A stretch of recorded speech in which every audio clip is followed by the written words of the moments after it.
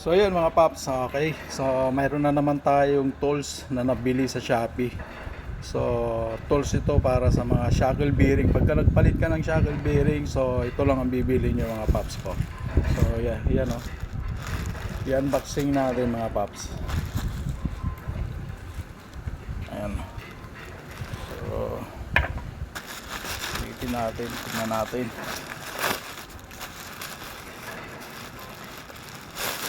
Ay, naglag. Yun o. Kita nyo yan. Medyo madilim mga paps, pero solid yan o.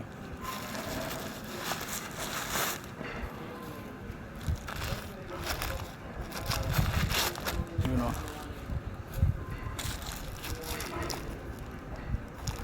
Ayan. Diba? Ang ganda o. Nakatagalin natin sa plastic.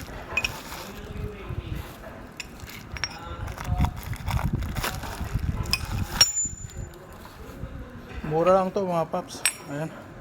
Kikita nyo yan. So ito may magpangontra na ating ano. Diba?